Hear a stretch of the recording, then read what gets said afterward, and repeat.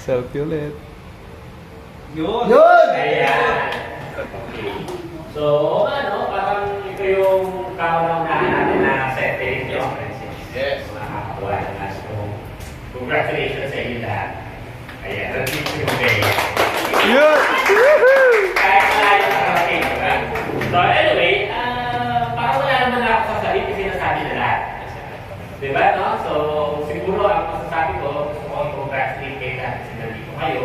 And hopefully lahat ng napag-usapan, napakinggan ninyo ay hindi lang sana narinig, kundi sabi nga ni Mentor Jay, dapat i-put into action. Diba? Kasi totoo yun eh. Kahit gaano karaming training ang marinig at matutunan mo, kung hindi mo naman i-apply, paano malayo? Kahit Yes. ikaw ang maging pinakamatalinong tao, di ba, sa buong mundo, pero walang action, bali wala yun. Tama. Tama. So, kaya, of course, ang maganda naman sa negosyo natin, tinuro na lahat. Mindset, yung skills, di ba, gagawin mo na lang. Ang Yes. malupit, may mga kasama. Ang totoo, kung bakit napakaganda ng network marketing, it's because hindi mo kasi siya gagawin ng mag-isa. Sa totoo lang, lahat tayo masipag. Lahat tayo Yes. kailangan galing. Lahat ng mga kakilala natin sa labas magagaling, masisipag din. Pero magtataka ka, bakit ang hirap umangat? Bakit ang hirap umasenso? Bakit ang hirap umunlad? Bakit ang hirap yumaman? Tama-tama. Kaya Tama. kung mapapansin mo, kapag ang pinag-usapan, pangyaman, tinatawanan na lang tayo ng ibang kakilala natin eh. Oo nga. Diba? Kasi ang sabi nila, ikaw kung kailan ka pa tumanda, tsaka ka pa naniwala natin sa yaman-yaman na yan. Oo nga. Diba yan? Ayaw Tama, mo pres. kapag ginagabi ka eh, naambunan ka.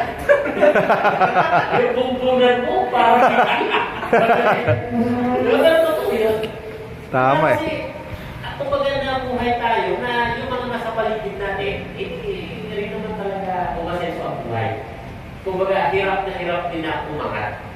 So, ang maganda sa network marketing, kung bakit ito yung may isa sa pinakamagandang kumbaga, oportunidad na iangat yung buhay ng bawat isa. Actually, ang totoo, hindi lahat ng sumasali sa networking yung mayaman. Totoo naman yun. Pero lahat may pag-asang yumaman. Yes. Diba? Eh, sa totoo lang, lahat tayo kailangan natin konting pag-asa. Diba?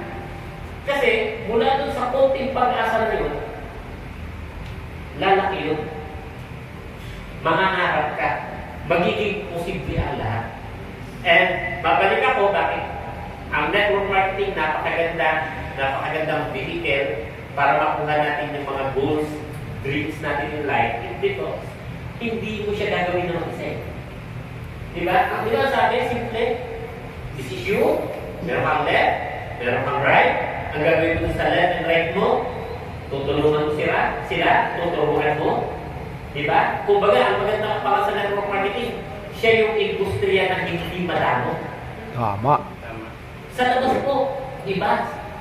Lalo kapag pinag-usapan ay pang-personal na negosyo, yung traditional business, Yes. maniwala ka, walang magtuturo sa'yo ng recipe nila. Tama eh. Hindi nila ituturo sa'yo yung discount nila. Tama. Kaya kung mapapansin nyo yung mga in-check na may hardware, pag tinanong mo kung kumusta ang negosyo, alam mo kung ang sagot? Nako, negosyo looking. Hindi makata, mahina benta. Oo. Pero kung Wala. tinig naman yung Chinese, nakapulog yan. Yung mga anak nag-aaral sa private school. Tapos yung hardware niya, may iba-ibang branch. Pero ang sabi niya, kahit negosyo, hindi makata hardware. Laki inventory. Hindi lagi na bibili pako. Yung pako, iba-iba pa ang size. Meron may dyan, may uno, may ditos. Totoo naman yun. Pero pansinin mo, ang laki ng inventory. Hindi daw maganda yung negosyo, pero yung Chinese sobrang yaman. Alam mo kung bakit? Dapat sinasabi niya sa'yo na pangit yung hardware. Kaya hindi mo kopyahin. Kasi pag kinopya mo, magkakaroon siya ng kakong, kompetensya. Tama At eh. sa kahit anong klase ng negosyo, talaga naman na ipinagdadamp talaga yung tinatawag na mga secret formula. Kasi Yes. yan ay individual na negosyo yan eh. Diba? Kaya lang, syempre sa panahon kasi natin ngayon, because of the technology, yung mga sikreto, nabubunyag. But still, kulang pa rin, kahit alam mo yung mga recipe na yun, kahit alam mo yung mga paraan na yun, kasi kapag ang pinag-usapan ay pansariling negosyo o traditional na negosyo, ang gagawa kasi nun ikaw at ikaw lang. Ngayon, para ma-multiply mo naman yung sarili mo at magkaroon ka ng katuwang, you need to hire people. Tama? Tama. Diba? At yung hire mo na people na yun, babayaran mo yun. So, ibig sabihin, pwede mo rin palang i-multiply yung sarili mo. But the problem is, merong tinatawag na expenses. Yes. Kasi kailangan mo pasweldohin. Tama. Diba? Yung nagtatrabaho, pag hindi mo pinasweldo, idodole ka na. Oo nga. Tama. Tama. So, may benta man o wala, magpapasweldo ka. May benta man o wala, magbabayad ka ng renta. May Oo benta nga. man o wala, magbabayad ka ng kung ano-anong mga permits. Tama eh. Iba pa yung inventory. Oo. Iba pa yung sales. Tama. Tama eh. Kasi syempre, kahit gaano kadami yung tao mo, eh wala naman nabibenta. Ay, di pa lugi na yung negosyo mo. Kaya marami po ang negosyo na tradisyonal na nagsasarado rin. Tama. Kasi hindi naman po ang negosyo paramihan lang ng pera. Hindi rin ang negosyo talinuhan. Hindi ganun yun. Kumbaga, it's a combination of everything. Yes. Kasi sa totoo lang, lahat ng idea, pwede mong i-YouTube eh. Pwede mong i-chat GPT. Sabi nga ni Mentor Jimmy, chat GPT, tinuturo na natin yan. Yes, ito yan. Lahat ng gusto mong masterin nandun sa YouTube. Kaya ang tawag sa YouTube University. Di ba?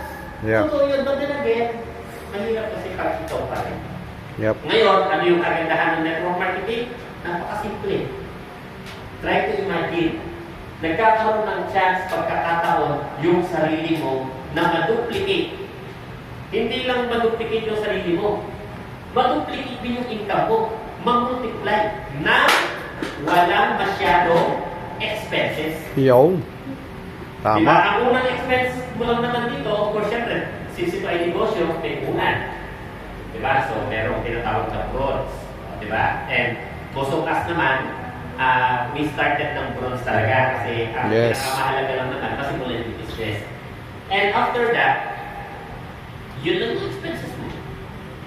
Kasi yung pagta-travel naman, pamamasahe, normal lang naman talaga na mamamasahe tayo. Pag pumunta ka ng palengke, sumakay ka ng tricycle, pamamasahe ka naman. Tama eh. Diba? So, ngayon, ang talagang una natin sa negosyo natin, yung mismong bronze na yun, na 4,998. Tama. Pagkatapos, ilalagay mo na lang yung effort na kailangan Yes. para tumakbo yung mismong opportunity. Yung tinatawag na 10 ways to earn. Di ba? Kasi syempre, hindi naman si apply na magpapatakbo niyan. After, benta mo itong barili ko ha. Saan mo na rin itong kape? Tapos apply, meron ko sa ako. Pakilisan ha. Kailangan mo na kasi yun eh. Malupit ano? Di ba? Pero totoo yun. Kumbaga, ang pinakapunan natin, we can start with 4,998. Di ba? Tapos, pag nagawa mo nga siya, nalagyan mo ng left and right, na-multiply mo yung sarili mo, try to imagine, kung may kita ka, ng tuloy-tuloy. Yes. Sige, pagkuya ang sako. Sino ba dito? Si Ma'am Anna. Yun. Ma'am Ann, ano po yung accounting nyo? Naka-bronze po kayo. So, 4,998 po yun. Ay, silver na! Team Silver na. Nakalimutan. Team Silver. Silver na? Nakalimutan. Ma'am, question. Doon sa mismong dashboard po ninyo, magkano rin yung total na kinita po ninyo? 82 plus na. Wow.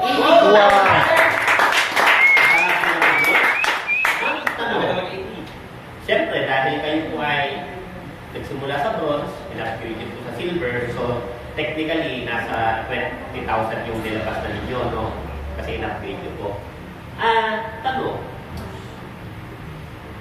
yung nilabas nyo na puhunan, compare dun sa kinita nyo po, sobrang na po ba?